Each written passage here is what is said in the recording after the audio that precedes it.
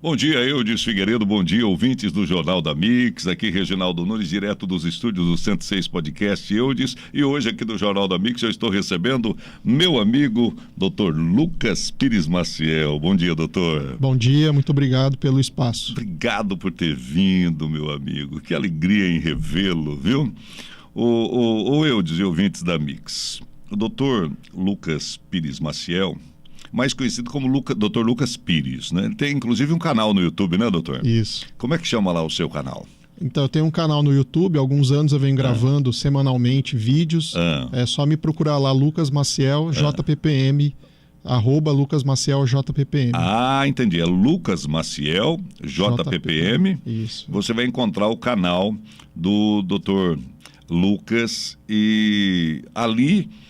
Eu vou chamar de você, não por falta de respeito, mas eu o conheço há alguns anos e o meu filho fez estágio no seu escritório, né? Então a gente tem uma aproximação, uma amizade e ele é mais jovem do que eu.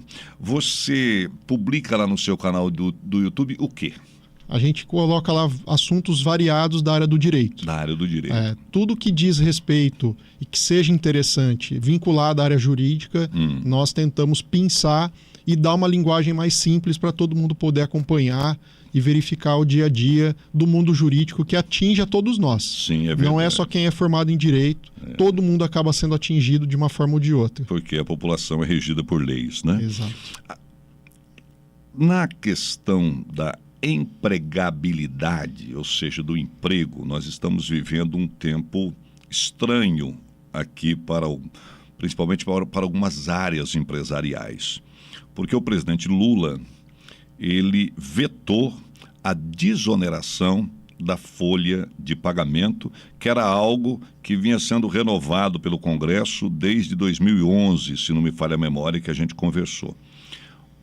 O que é esse veto? O que é a desoneração da folha de pagamento? O senhor podia explicar para a gente? Claro.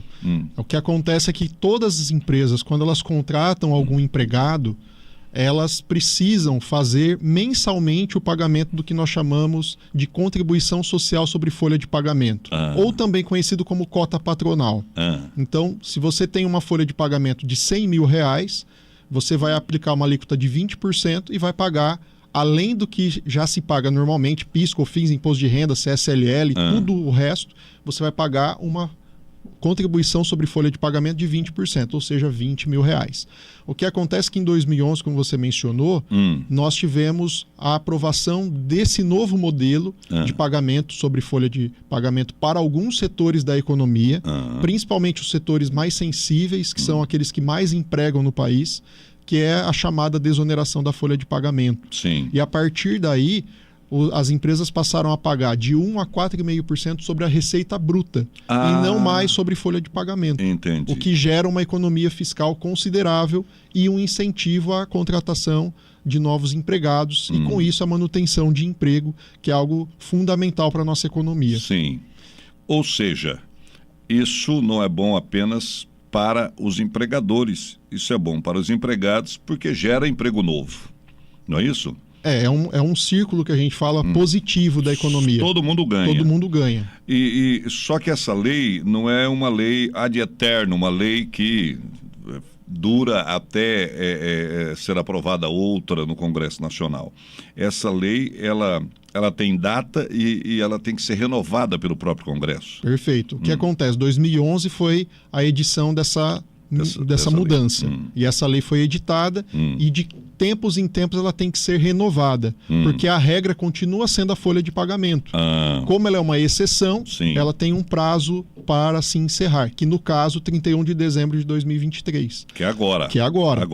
Até o dia 31 de dezembro de 2023 vale esse, digamos, benefício para as empresas. Exato. Aí o Congresso, por meio do trâmite legislativo que nós temos, fez uma aprovação de uma nova lei prorrogando essa medida por mais 4 anos, ou seja, até 31 de dezembro de 27. Então, lá atrás, eu acho que até o Lula era o presidente naquela época, né? Sim, exatamente. E ele sancionou, isso. Depois a Dilma sancionou, depois a Dilma sancionou de novo, e depois assim foi. O Temer deve ter sancionado, porque foi no final daquele mandato. depois o Bolsonaro sancionou e agora o Lula vetou? Exatamente. Uma lei que ele sancionou lá atrás? Exatamente. Então esse que é o grande imbróglio, porque o Congresso aprovou, o Lula veio, vetou e disse que vai levar ao Congresso uma medida alternativa, para que não seja nem a folha de pagamento e nem a desoneração.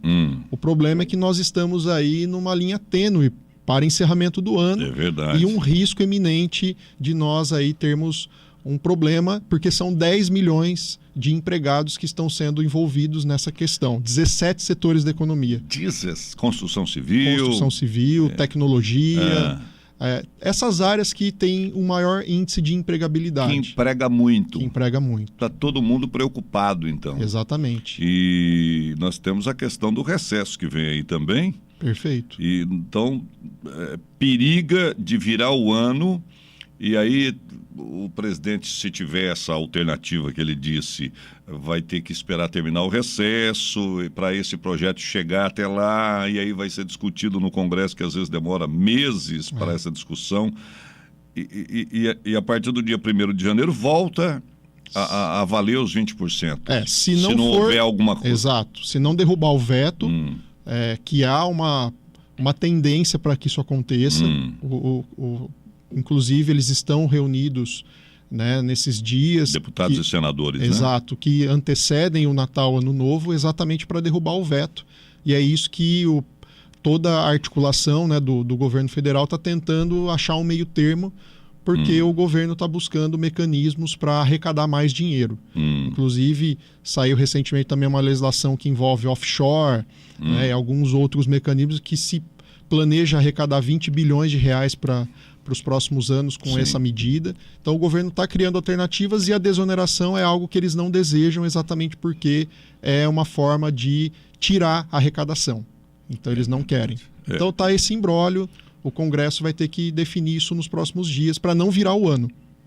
E se isso muda, aí pode ter o efeito contrário, porque aumentando 20%, voltando a ser 20%, pode ficar difícil para o empregador e, ao invés de ele contratar mais por economia de pagar impostos, ele pode ter que demitir, segurar a produtividade, e aí nós vamos ter um desemprego maior ainda. É esse o risco que está acontecendo. Exatamente. Isso daí a gente fala, né, que é por ricochete, né? Ele vai atingir, de certa forma, a economia, mesmo que eu, em tese, tenha uma arrecadação tributária que é maior, indiretamente pode ser diminuída porque vai haver o desemprego. E, além disso, o custo para o governo de, em havendo desemprego, ter que ajudar essas pessoas que vão precisar. Então, do Estado para poder... porque isso vai gerar o quê? Uma busca por seguro-desemprego. Isso. Né? E isso é um dinheiro que não é muito interessante para o governo. Sim. Porque, ao invés de gerar um dinheiro para movimentar a economia, é o próprio Estado que vai ter que subsidiar isso. Entendi. Então é um problema que tem que ser muito bem analisado. Então vamos torcer para o Congresso, como é que fala? Derrubar o veto. Derrubar o veto. Eudes Figueiredo, você já viu que o doutor Lucas Maciel, ele tem essa cara de novinho, assim, quantos anos você tem? 40 anos. 40 anos, quarentão, mas ele domina extremamente a área tributária e outras áreas do direito também, e nós vamos ter um papo muito agradável, muito interessante sobre direito, sobre a advocacia, a militância da advocacia, sobre o seu pai, que foi até hoje uma lenda aqui em Presidente Prudente, e o José Pascoal Pires Maciel, uma lenda no conhecimento de direito, era consultado por gente do Brasil inteiro, sobre os mais diversos problemas de direito e também sobre a sua nova função na instituição Toledo de Ensino, que ele é o novo coordenador, é isso, né? Isso. Coordenador do curso de Direito. Fez a sua primeira formatura agora, então? Foi a primeira colação de grau, assim, volumosa Sim. aconteceu essa semana. Com você sendo coordenador. Exato. Isso, no lugar do Tibiriçá, que por cerca de 2 décadas esteve lá. Sim. E agora é o novo reitor. O novo reitor da Toledo. Parabéns, Tibiriçá, um abraço a todos da instituição Toledo de Ensino. E nós teremos um episódio completo com o Dr. Lucas aqui no nosso 106 podcast. Um abraço, Edson Figueiredo e ouvintes do Jornal da Mix, e até amanhã.